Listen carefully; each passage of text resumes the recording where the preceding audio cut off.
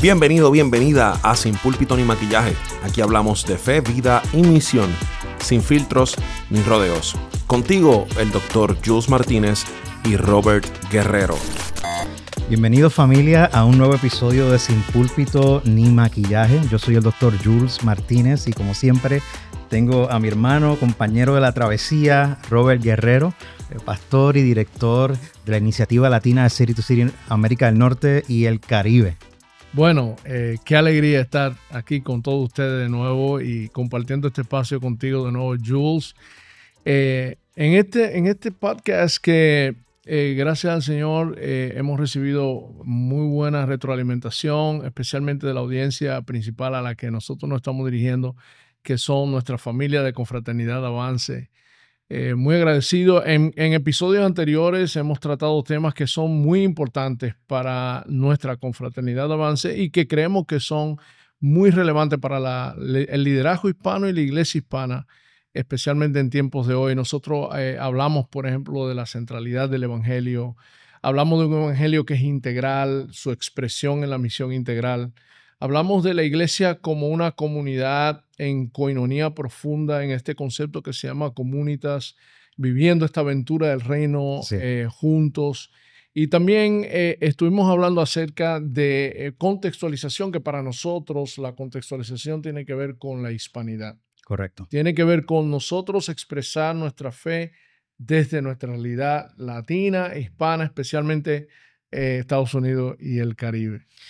Oye, Roy, y quisiéramos entonces hoy darle continuidad a un tema que sirvió como eje organizador también en otros episodios, y es la realidad de que la fe cristiana proclama al Dios de vida, Dios de amor y Dios de justicia. Entonces, la justicia es parte esencial de toda proclamación y vivencia de la fe cristiana. Siempre lo ha sido por 2000 años. En algunos momentos ha estado más al frente, más atrás, en el medio. Se han cometido errores, se han alcanzado grandes victorias. Pero entonces hoy queremos caminar ese camino de centralizar y relacionar el evangelio con la justicia que proviene de Dios y la justicia que Dios dice que su gente con la cual tienen que vivir. Sí, de hecho, o sea, no sé cómo podemos leer la Biblia sin nosotros ver este tema de la justicia que es tan, no solamente en la periferia, no es que la Biblia lo trata a veces, abarca, y de hecho cuando lo conectamos con el tema de Shalom, que va a ser el próximo podcast, es tan abarcador. O sea, leemos los profetas son reformadores sociales que apuntan hacia la promesa de Dios y llaman a la fidelidad y expresan su mensaje, especialmente llamando a la justicia y al arrepentimiento por la injusticia. Lo vemos en Jesús, en la manera en que su ministerio se identifica con las personas más necesitadas, atendiendo al dolor y la vulnerabilidad y la opresión en la que están viviendo por su vida. Lo vemos en las promesas futuras. De hecho, justicia social, cuando hablamos de justicia, es buena noticia para los pobres. Así es. ¿Verdad? Para los que no somos pobres y somos ya más acomodados, puede representar un problema, porque implica examinarme, implica compromisos que tengo que asumir, pero eso está en toda la Biblia. Así que estamos tratando de tomar la Biblia bien en serio. Eso. Todo el testimonio escritural, todo el testimonio canónico, desde Génesis hasta Apocalipsis, lo estamos viendo en serio y lo estamos viviendo en serio porque le creemos a Jesús. Le creemos a las prioridades de Jesús. Le creemos lo que Jesús dijo que Él vino a hacer, lo que Jesús dijo que sucedía con la comunidad que Él estaba creando, la comunidad mesiánica, la eclesía, la iglesia. Y le creemos el testimonio de los primeros cristianos que estaban comprometidos con la acción restauradora de Dios para todos los niveles de la vida. Sí. Miqueas 6:8, ¿verdad? Que es como, hay de esos versos bíblicos como que en pocas palabras dicen todo. Eso está duro. Miqueas 6:8, lo que Él pide el Señor de ti. Siempre estamos preguntando, ¿qué será lo que Dios quiere de mí?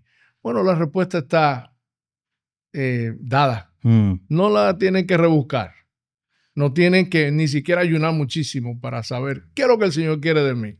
Bueno, dice que hagas justicia, que ames la misericordia y camines humildemente con tu Dios. Me recuerda a el sabio pastor Santiago, pastor de la iglesia de Jerusalén, la religión pura y sin mancha. Es como, okay, ¿cómo es la fe? Bueno, él lo resume, la religión pura y sin mancha, ¿no? Que tiene que ver con abogar por la viuda y el huérfano y mantenernos sin mancha en el mundo. O sea, hay una integridad ahí que tiene que ver con nosotros siempre estar atentos a la manera en que la sociedad y las comunidades excluyen, y tal vez por la manera en que nos organizamos crea una realidad que deja personas fuera, excluidas y en situaciones de opresión. Nuestra fe no se puede divorciar jamás de eso. Mencionas a Santiago, y Santiago es un ejemplo paradigmático en el Nuevo Testamento, pues Santiago le está escribiendo a una iglesia que está sufriendo también problemas de división y una división interna. En la iglesia había un problema también con personas que eran pudientes económicamente, estaban los ricos y los empobrecidos. Había gente de capital social y economía que se creían que el favor de Dios le iba a dar prioridad a ellos por encima de los empobrecidos. Y Santiago se atreve a inmiscuirse ahí entre medio, a hablar de la importancia de la relevancia inevitable y necesaria de las buenas obras de los unos con otros. Pero se atreve inclusive a decir que aun cuando los empobrecidos no vean la justicia, inclusive de sus hermanos, dice que en el reino de los cielos, ellos serán bendecidos de una manera extraordinaria.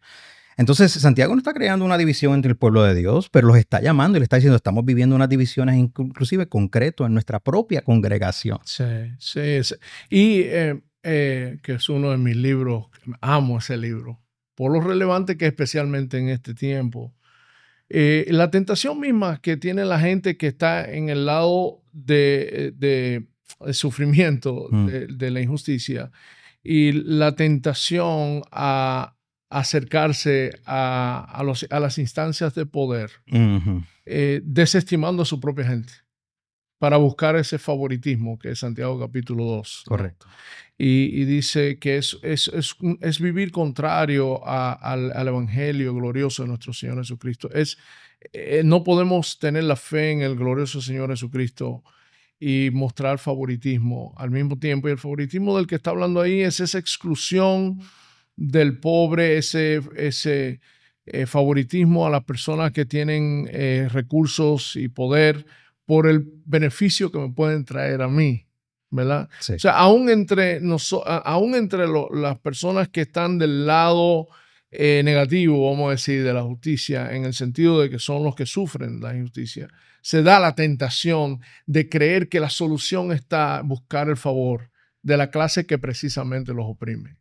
Cierto. Y me acuerda que cuando pensamos en los profetas en el Antiguo Testamento, el rol del profeta, a veces no lo pensamos de esta manera, pero si miramos con cuidado, era fiscalizar la fidelidad al pacto de Dios que el pueblo de Dios se supone tuviera. Sí. Eran fiscalizadores del pacto. Sí. Y parte de esa fiscalización no solamente era decirle, mira, se están yendo hacia la idolatría, están viendo otras opciones, otros dioses, se están desesperando y están cayendo en tentación, están abandonando al Dios verdadero, creador que los sacó de Egipto. Pero también él está diciendo, y lo están haciendo de manera bien concreta. Sí. Están oprimiendo al pobre, se están olvidando de la viuda, están robando dinero, están favoreciendo a los que tienen capital social y político. Y a la gente no le gustaba ese aspecto. Yeah. Yo creo que a veces entonces nos olvidamos que el oficio profético tenía una profunda carga espiritual en medio de unas situaciones materiales bien concretas. Sí. Yo veo a los profetas así, ¿verdad? Así. Si me pueden ver allá, así, ¿verdad? O sea, el profeta llamando a la fidelidad a Dios y al pacto, y a la fidelidad de cómo ese pacto se manifiesta en la manera en que nos relacionamos unos con otros.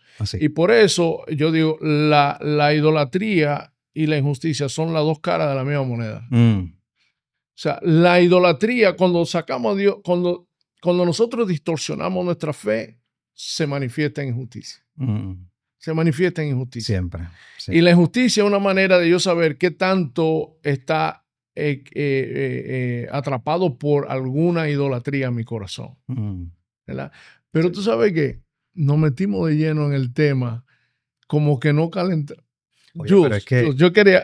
es que decimos Oye, Puerto Rico, es que me cucas. Tú y yo somos apasionados con esto. Sí. Y te voy a decir algo. Últimamente, por lo que estamos viviendo en nuestra comunidad hispana, especialmente en los Estados Unidos y en Puerto Rico, cómo se está, vamos a decir, demonizando y deshumanizando a nuestra gente, a los inmigrantes. La retórica que hay contra el inmigrante y el indocumentado y la licencia que eso se ha dado al maltrato, Sí. a la discriminación, al abuso que está viviendo nuestra gente. Gracias a Dios que hay un sector que se está levantando bastante fuerte en los Estados Unidos, de hispanos y no hispanos, que están diciendo, ok, podemos estar en desacuerdo con respecto a políticas migratorias y eso, pero esto es un abuso. Esto es un abuso. Bueno, mi pregunta para ti, Jules, en momentos como lo que estamos viviendo, en el caso mío también bien cargado por la manera en que en la República Dominicana están haciendo lo mismo con los haitianos, unas deportaciones masivas, incluso haitianos que son dominicanos están siendo deportados. O sea, una situación de abuso. Yo sé que te carga, a mí me carga. ¿Cómo votamos el golpe?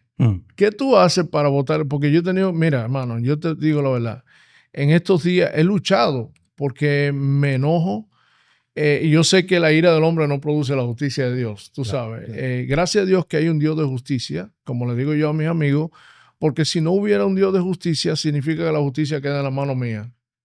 Y cuando la justicia queda en la mano mía, yo la aplico muy mal. Sí. ¿Qué tú haces para votar el golpe, Jules? Sí, es una tremenda pregunta porque tiene también que ver con nosotros escapamos, cuando nosotros nos preguntamos por eso, cómo votamos el golpe, nos estamos preguntando más allá de un asunto teórico, un asunto político, un asunto social, a un asunto existencial. Yo creo que parte del asunto es no cesar de suplicar ante Dios de la manera en que yo me siento y se siente mi comunidad. Sí. No ceder a la tentación del cinismo.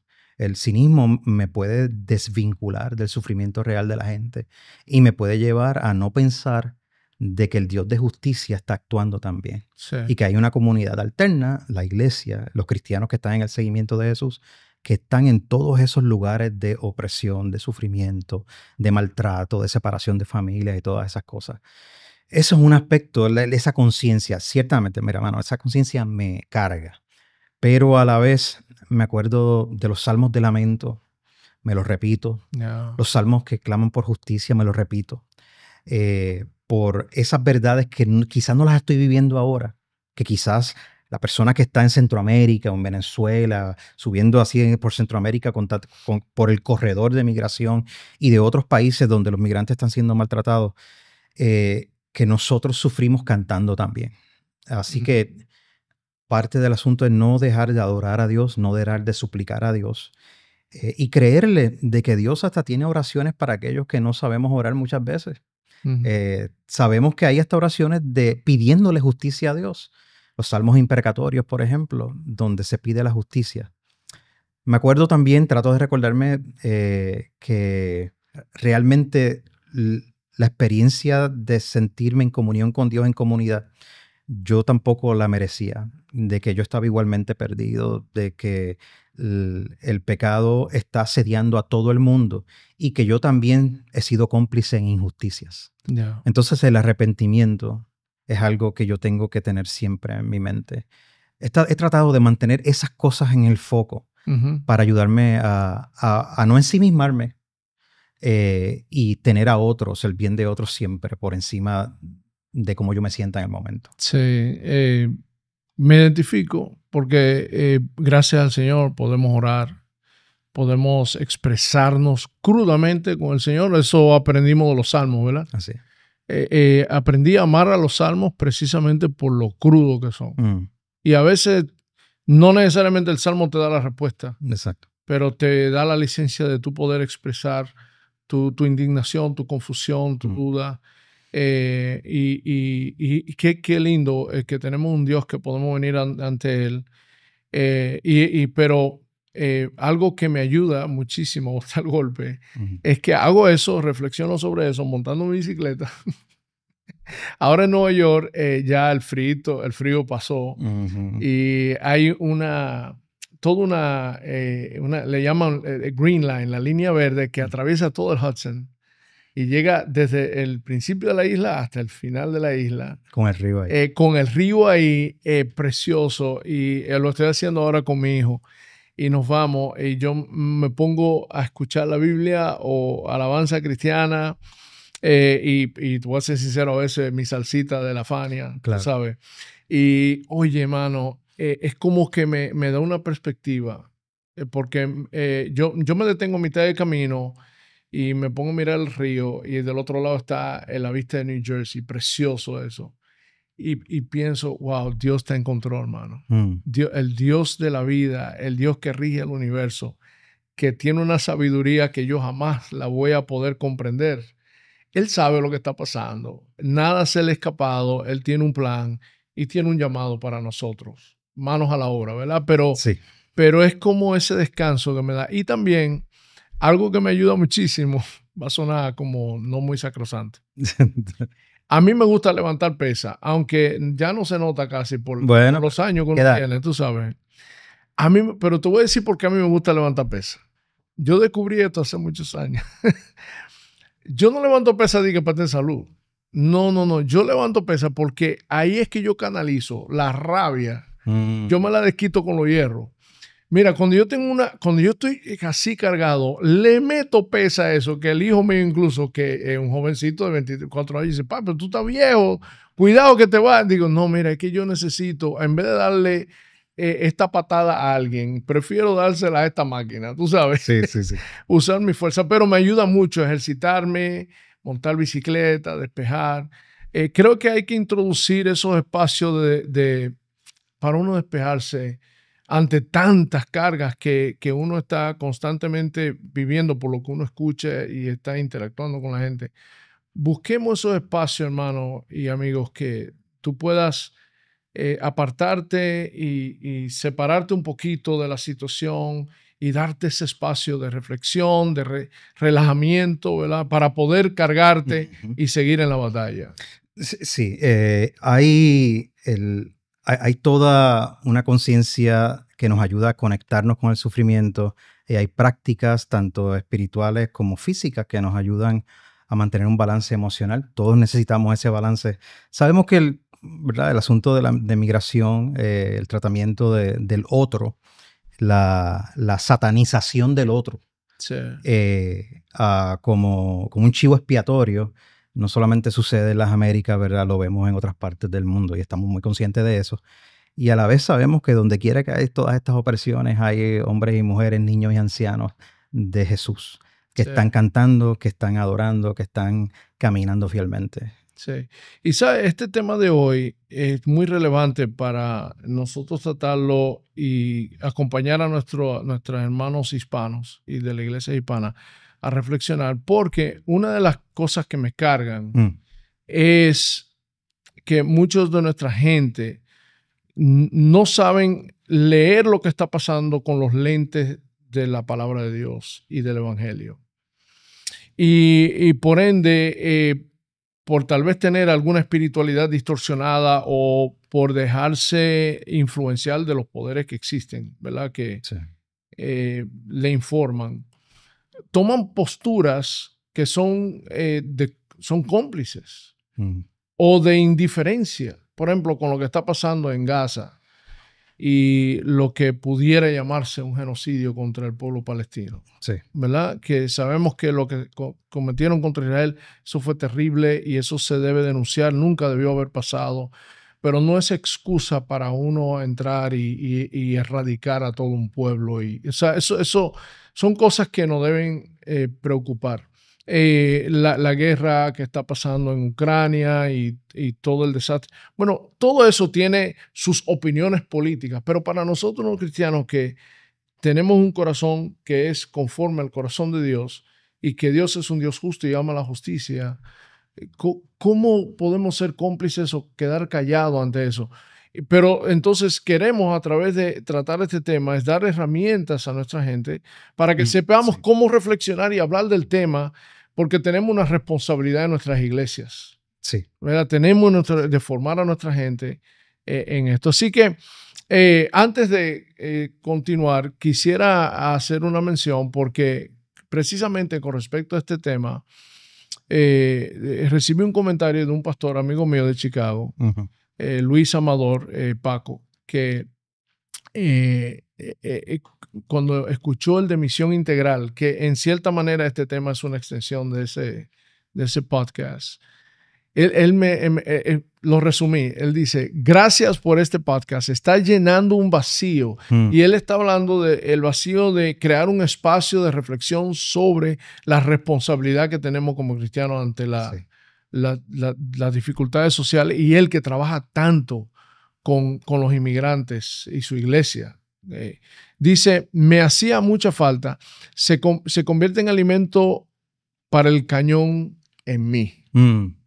Y él me decía que lamentablemente esta reflexión él la tiene con los hermanos afroamericanos o con los hermanos anglosajones, pero no encuentra compañeros hispanos con quien dialogar sobre esto que realmente les preocupe, ¿verdad? Y como estamos viendo, es de suma importancia. Al mismo tiempo, hubo un comentario, Jules, que me gustaría que si puedes comentar, refiriéndose a Lausanas en 1974, que nosotros hicimos referencia a eso. Claro.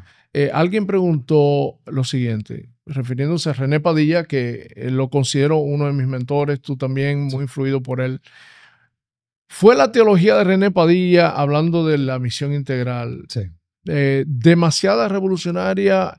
Hubo oposición de sectores evangélicos norteamericanos, y la preocupación de esta persona, este líder que escuchó, es que la misión integral está suena muy político. Ok, sí. ¿Qué tienes que decir con respecto a eso? Porque, para terminar mi pregunta, me he encontrado, especialmente aquí en los Estados Unidos, que cuando hablo de justicia social desde el púlpito, tengo reacciones de personas que de una vez me quieren encajonar, sí. En la política de izquierda, o sea, como que siempre lo ven como con sospecha. Yo pienso, oye, tenemos que celebrar que estamos hablando de justicia, y siempre la gente está viendo con sospecha. ¿Qué es lo que está pasando ahí? Sí, aquí es sumamente importante que uno defina los términos, y yo creo que parte de lo que está sucediendo en las críticas que ha recibido la misión integral, primeramente, cualquier concepto que uno utilice que pretenda recoger grandes porciones de enseñanza bíblica, claramente estamos abiertos a que haya crítica constructiva. ¿Por qué? Porque queremos ser fieles a la Escritura y no somos perfectos. Y cuando surge el concepto de misión integral, estamos hablando de 1970, no estaba diciendo algo necesariamente nuevo. Estaba tratando de recoger ante las preguntas de las severas crisis sociales y políticas que habían en América Latina. Estamos hablando de décadas 60, 70, hay guerras civiles, hay dictaduras, hay golpes de Estado, hay un empobrecimiento acelerado. La pregunta es: ¿qué tiene que decir la fe cristiana ante tanta crisis social y política, donde la gente literalmente se está muriendo, tanto por violencia política o de hambre? Entonces, teníamos dos movimientos que surgen. Por un lado, surgen los católicos romanos con el movimiento de teología de liberación, que estaban tratando de responder a esa pregunta. Y por otro lado, tenemos un grupo pastoral de protestantes evangélicos que quieren también responder a la pregunta a la misma vez. Así que en 1970, en el primer congreso latinoamericano de evangelización, CLADE, estos pastores fundan lo que se llama la Fraternidad Teológica Latinoamericana, y de ahí surge este concepto integrador, donde la pastoral está convencida de que el evangelio de Jesucristo, predicar este evangelio, la vida, la muerte, la resurrección de Jesucristo, nuestra unión a Él a partir del arrepentimiento y la obra regeneradora del Espíritu Santo, todas estas cosas, tesoros que están en el corazón, va acompañado del anuncio de un nuevo mundo. Y ese nuevo mundo, ¿cómo se ve? No es solamente en la interioridad de lo más profundo de mi corazón. Es el nuevo mundo que Dios está creando en la historia. Entonces, si yo le creo a Jesús, decían los pastores ya desde los 70, gente como René Padilla o Samuel Escobar, Pedro Arana, don Emilio Núñez, a todos a quien conocí personalmente, decían, sí, nosotros realmente creemos que este evangelio no es solamente de la experiencia individual de salvación, es la experiencia cósmica, es de todo. Este evangelio proclama la justicia de Dios. Claro, ese vocabulario en ese momento pues se confundía con otras nociones de justicia. Pues tú tenías justicia donde se definía como darle a aquellos lo que merecen, siempre y cuando estén bajo cierta situación social. Otros lo definían como vivir en una experiencia democrática donde cada persona es tratada con dignidad o con equidad, etc. Pero los evangélicos estaban diciendo, aunque estamos de acuerdo con esas nociones, nuestro concepto de justicia viene por el tipo de criaturas que somos. Fuimos creados a la imagen y semejanza de Dios. Y Dios siempre está actuando para rescatar a gente. Inclusive en las acciones de Jesús, Jesús no solamente sanaba al ciego o al leproso como una evidencia de su divinidad. Al esa persona recibir esa experiencia milagrosa, se transforma su vida, su situación socioeconómica, puede trabajar, puede volver a la familia, es declarado limpio, su estatus social cambia. Entonces, cuando tú tienes tantos empobrecidos en la vida de Jesús, tanta gente sometidos a diferentes tipos de opresiones, la misión integral está diciendo, esto es evidencia del tipo de ministerio que Jesús quiere que nosotros hagamos. Respondemos al evangelio con arrepentimiento, somos hechos nuevas criaturas y como tales tenemos que actuar. Claro, entonces si tú tienes una situación ya en la década de los 80, donde estamos en la 70 y 80, que estamos en la Guerra Fría en Estados Unidos, Cuba, la situación de Rusia, los conflictos con el comunismo, etcétera. Cualquier lenguaje que hablara de criticar estructuras capitalistas, donde ciertos grupos en una sociedad se estaban enriqueciendo y otros se están empobreciendo, donde tú tienes ciertas familias, por ejemplo, en Guatemala, donde ciertas familias son dueños de la mayoría de los territorios a costa de los indígenas y los campesinos. Entonces, todo ese tipo de crítica se denominaba de izquierda, comunista. Sí. Lo cual era sumamente injusto. Ahora, tú puedes tener tenía gente liberacionista, católicos liberacionistas, que se identificaban como que ellos pensaban que el verdadero modelo para un país debería ser un modelo de Cuba, comunismo, etc. Ese no era el caso de los líderes de la teología de liberación, los líderes de la fraternidad teológica latinoamericana. No. Para nada. Ellos, René Padilla enfatizaba la experiencia democrática liberal, donde cada grupo es tratado con dignidad y equidad, con la dignidad de poder trabajar, de cada cual ser digno de propiedad, de un salario justo, de luchar en contra de la corrupción. Pero entonces, si tú tenías hermanos de la experiencia misional, misioneros de Estados Unidos, que quizás con muy buenas intenciones predicaban el evangelio, pero predicaban el evangelio solamente lo que me salvaba dentro de mí, mi espíritu, pero que tenían un compromiso fuerte con las políticas de Estados Unidos hacia Latinoamérica, estos hermanos y hermanas les enseñaban a muchas comunidades cristianas que criticar cualquier cosa que hiciera el gobierno a favor de la dignidad humana, que eso es algo de izquierda. Sí. Que si tú hablabas de los pobres, eso es de izquierda. Que lo que te debe importar es la salvación de las almas. Y yo estoy seguro que muchos creían honestamente que sí, la salvación de las almas. Y claro, cuando nosotros hablamos de salvación de las almas, estamos hablando de salvación de la persona. Pero la Fraternidad Teológica Latinoamericana estaba diciendo, nosotros creemos que el evangelio tiene una respuesta para si hay vida después de la muerte. Pero el evangelio tiene una respuesta de si hay vida antes de la muerte. Ahora. Yeah. Así que hay muchas falsas percepciones, muchas tergiversaciones de lo que es la misión integral, porque se trata de colapsar con un sistema que sencillamente lo que le importa son activismo social político y que se olvida del evangelio. Yo conocía personalmente a don Emilio Núñez, gran profesor, pastor en Guatemala, antes de que partiera con el Señor. Yo estuve en su casa sentado al frente de él Qué privilegio. Y yo me acuerdo, don Emilio Núñez fue uno de los primeros que respondió a los retos de la teología de liberación en la década de los 80. Sí. Nadie quería publicarlo en español porque decían que inclusive responder constructivamente, bíblicamente a la teología de liberación, que es un acto de izquierda. Oh. Entonces, pero este hombre, mira, don Emilio Núñez, yo me acuerdo que él me contó que él iba a aldeas en Guatemala a predicar el evangelio y era apedreado por grupos que no querían que él estuviese allí predicando el evangelio. Ya. De esa práctica pastoral a creer en un evangelio que precisamente perdona y se pregunta por cuáles son las condiciones que nos mantienen así. De ahí vienen esas preocupaciones de la misión integral. Ahora, uno puede decir como cualquier cosa, pero es que yo a veces pienso que se nos puede ir la mano, dejamos de predicar el evangelio por activismo social. Bueno, pues eso le puede pasar a cualquiera, es cierto, ¿ok? Y de la misma manera, yo puedo solamente predicar el evangelio desencarnado, intimista y olvidarme de la situación de la gente. Sí. Yo creo que ambos extremos queremos evadirlos y nosotros vivimos en una vida donde el Espíritu Santo, la Escritura dice que la experiencia de salvación ciertamente es por gracia siempre, por todo lo que Jesucristo ha hecho. Pero esta experiencia de salvación, según Pablo en Efesios capítulo 2, ha sido para que nosotros podamos participar en aquellas obras que Dios ha preparado de antemano para nosotros. Yeah. Y estas son obras de justicia. Yeah. Yeah. Obras de justicia, obras de compasión, obras de misericordia.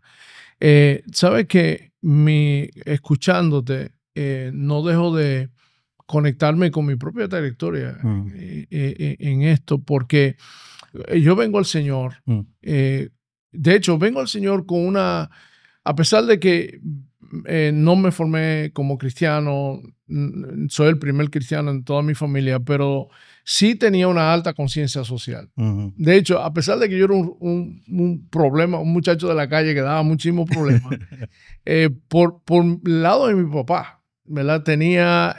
Siempre vi a mi papá, siempre se preocupaba por el pobre, siempre tenía un ojo para el que era excluido, siempre incluso me exhortaba con amenaza, porque él no era cristiano, y me decía, mira, si yo te veo, por ejemplo, él siempre me llamaba a defender a la mujer, siempre.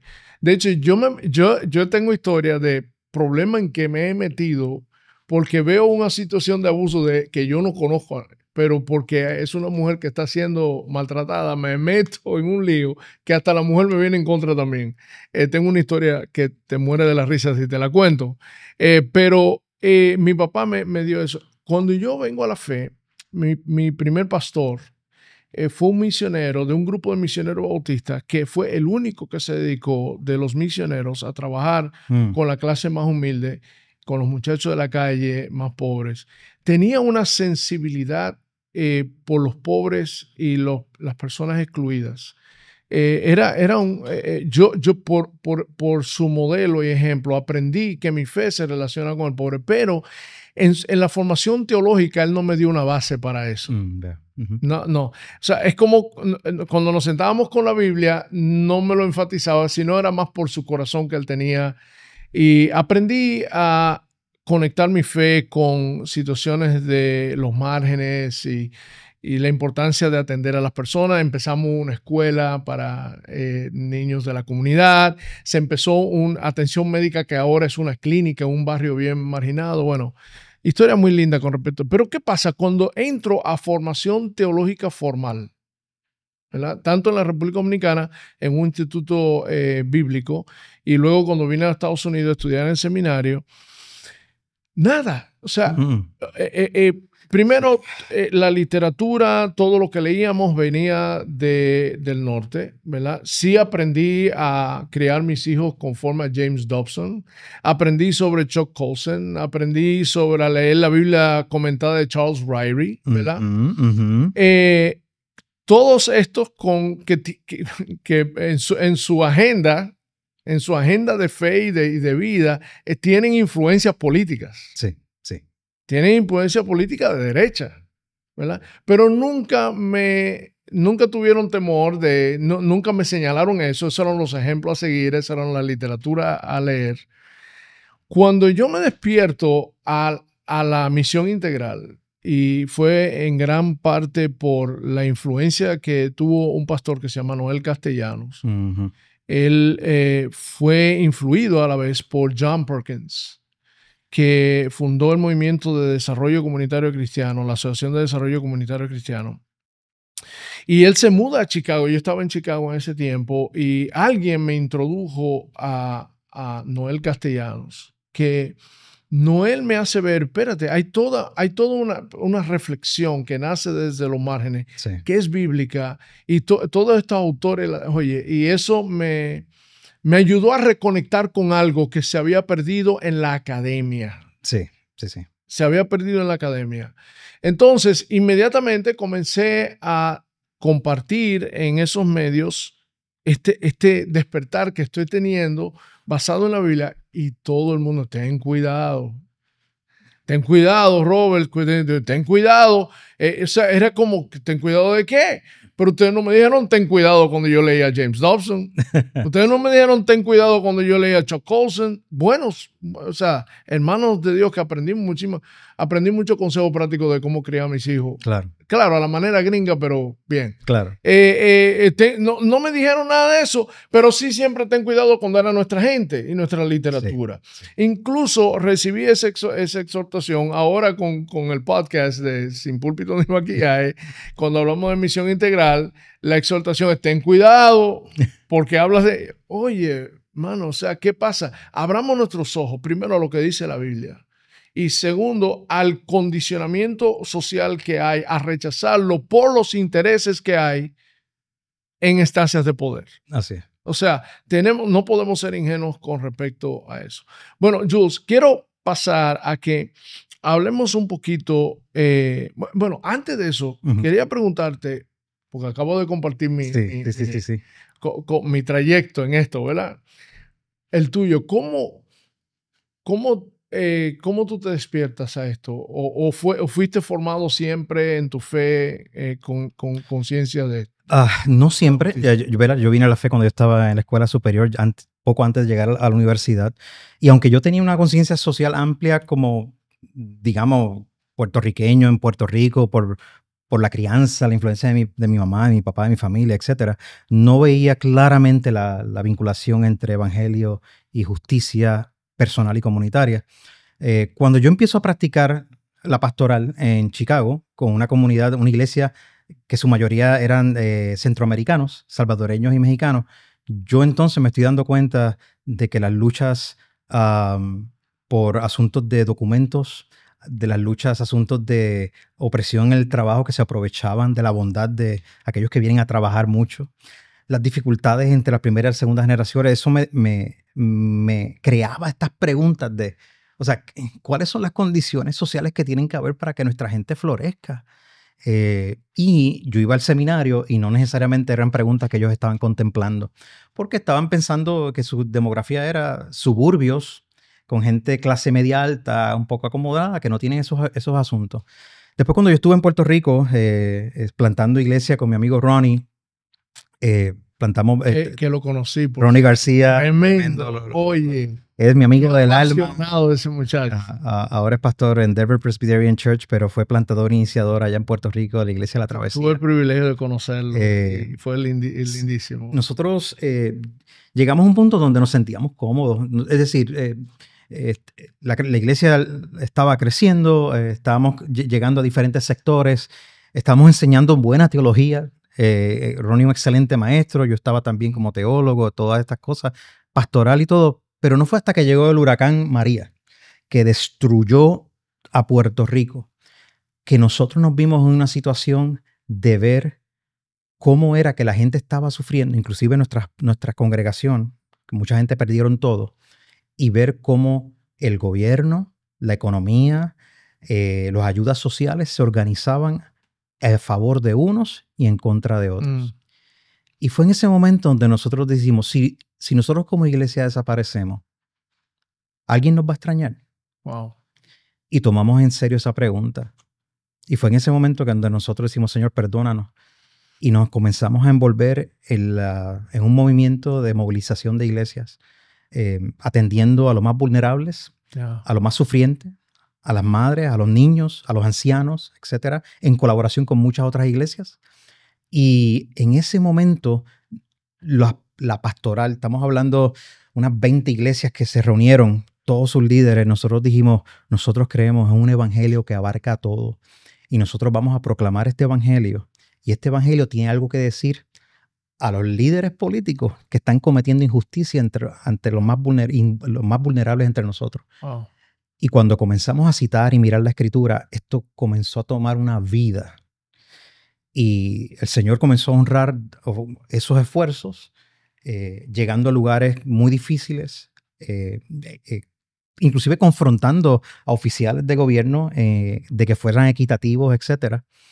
Y ese despertar de ver la gracia de Dios a todos los niveles de la vida, para nosotros nos cambió la vida. Realmente nos cambió la vida. Yeah. Yo tuve el privilegio de visitar a Puerto Rico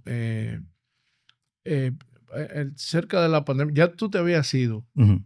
De hecho, ya tú, porque yo supe de ti por el libro que escribiste. Incluso yo te citaba a ti en predicas que yo daba. Hasta Sí, que un testimonio visible. Sí, cristología, un profesor, participación y liberación. Sí, y un profesor que conozco, ¿no? Me dijo, yo lo conozco, y ahí nos introdujo. Pero conocí el trabajo de usted en Puerto Rico y la atención, eso fue extraordinario. El trabajo que ustedes hicieron para atender a la necesidad de las personas que quedaron excluidas de toda esa ayuda, y la manera sostenida en que lo hicieron, a mí me impresionó. Realmente, gracias por ese trabajo que hicieron Jules, y si Ronnie nos escucha, Claro. y todo su equipo, ¿verdad? Pues fue un equipo tremendo de trabajo. ¿Cómo de iglesia debe? Qué lindo cuando la iglesia asume su llamado de manera integral. Y volviendo a este tema de la justicia, cuando la justicia se convierte en un aspecto céntrico de nuestra fe, una expresión céntrica de nuestra fe. Mira, yo trabajo en City to City. City to City es una organización que nosotros ayudamos a catalizar movimientos del evangelio en ciudades, ¿verdad? En ciudades, en centros urbanos, ciudades masivas, etc. Y una de las cosas por la que me inspiró trabajar con City to City fue su fundador, Tim Keller. Tim Keller, sí. Y no sé si te he contado esta historia, pero yo escuchaba a Tim mucho porque, como dije en un episodio anterior, la manera en que él articula el evangelio trabajó profundamente en mi vida, fue tan sanador. Sí. Pero hubo algo en Tim que a mí me voló la cabeza. Porque esto es un pastor que está predicando a la clase influyente en el centro de Manhattan. Sí. Y no se cohibía para hablar del tema de la justicia social y lo que eso implicaba para la gente que él estaba pastoreando. Y, por ejemplo, él hablaba de que una iglesia, él no usaba el término misión integral, sino iglesia integrada. Sí. Y él hablaba de la importancia de un evangelismo que sea relevante a la ciudad. Hablaba de la importancia de comunidad discipular, lo que se llaman los 4 frentes ministeriales. Exacto. Hablaba de integrar la fe en el trabajo y hablaba de misericordia y justicia. Pero cuando habló de misericordia y justicia, hay un mensaje que él dio de Isaías 58. Ese mensaje lo dio en el 2005, creo que fue. Y yo lo busqué porque yo recuerdo, yo estaba en República Dominicana, creo que estaba manejando, y escuché ese mensaje y me estremeció. Yo dije, yo le di tanta gracia a Dios por Tim Keller, por el valor que él tenía. Mira, yo busqué el sermón en los archivos de sermones. Oiga lo que este hermano dijo. ¿Dónde está la cita? Por aquí. Mira, dice, hablando de, esto fue el 23 de octubre del 2005. Dale. Esto es lo que dice Dios. Dice él, si no amas al pobre, si no amas al hambriento, al desnudo, al extranjero, al sin techo, si no lo amas, entonces no importa lo que digas, no me amas a mí, dice el Señor. Wow. No tienes una relación conmigo, es una relación simplemente formal. Está llena de cumplimiento de reglas y ordenanzas, pero en realidad no tienes una relación genuina conmigo. La manera en que tratas al pobre me revela la verdad de cómo me consideras a mí. Oiga, y él dice en el sermón, permíteme decirlo de nuevo, por si acaso no entendieron. Dice, una conciencia social profunda y una vida derramada en actos de servicio a los demás, especialmente a los pobres, es la señal inevitable de una fe verdadera y de una conexión real con Dios. Oh, una fe verdadera y una conexión real con Dios. Wow. El pastor Keller. Él no dijo eso con respecto a los otros frentes ministeriales. Él no dijo, mira, si no estás evangelizando, no puedes decir que tiene una relación conmigo. Si tú no estás integrando tu fe en la cultura, no tienes una relación. Pero sí lo dijo con respecto a misericordia y justicia. Su primer libro, de hecho, que queremos recomendarlo, que se llama Camino a Jericó o algo así, es de misericordia y justicia. El libro que menos famoso de él es uno de mis favoritos, que fue el primerito que él escribió. Gracias a Dios por hombres como él, que en contextos de privilegio y de afluencia y de poder, como el centro de la ciudad de Nueva York, se atreve desde el púlpito a usar su influencia, porque es un hombre que muy respetado, uno de los pastores y autores cristianos de mayor influencia del siglo pasado, que él no tuviera el temor. Yo una vez le pregunté, ¿pierdes gente por eso? Él me dijo, posiblemente, pero si tengo que perderla, lo pierdo. Sí. Si tengo que perderla, lo pierdo. Bueno, Jules, tanto que hablar del tema, ¿no? Pero no. Creo que hemos hablado bastante. Sí, muchas gracias porque esa cita nos ayuda entonces a terminar. Querido hermano, amigo que estás aquí, yo creo que queremos verte participar. Recuerda que siempre nos puedes sintonizar, puedes encontrarnos a diferentes plataformas, pero si te estás conectando por Spotify, tenemos una encuesta. Cuando usted escuche este episodio, usted puede comentar, usted puede responder a la pregunta allí, queremos saber lo que tú piensas, puedes comentar en YouTube también, queremos establecer un diálogo. Estamos convencidos de que Dios estaba en Cristo reconciliando todas las cosas y todas las cosas son todas las cosas. Así que con mucha alegría, gracias Robert por este tiempo, disfruté mucho esta conversación, también me voy pensando cómo también animar a mi familia, a mi gente, a mi iglesia a participar fielmente en la misión de Dios. Ya, me alegro mucho. Sí, queremos también darle algunas recomendaciones, el libro de Tim Keller de Ministerio de Misericordia, hay una biografía, les recomiendo leer la biografía de el hermano Orlando Costas, el libro de Samuel Escobar, que ya el Señor lo promovió a la gloria recientemente, la responsabilidad social de la iglesia. Son recursos de mucho valor que espero que les sea de ayuda a ustedes también. Hasta luego. Acabas de escuchar Sin Púlpito ni Maquillaje con el Dr. Jules Martínez y Robert Guerrero. La semana entrante tenemos un nuevo episodio para ti hablando sobre fe, vida y misión sin filtros ni rodeos. Recuerda seguirnos en todas las plataformas de podcast en audio y también en YouTube como Sin Púlpito ni Maquillaje. Dios te bendiga.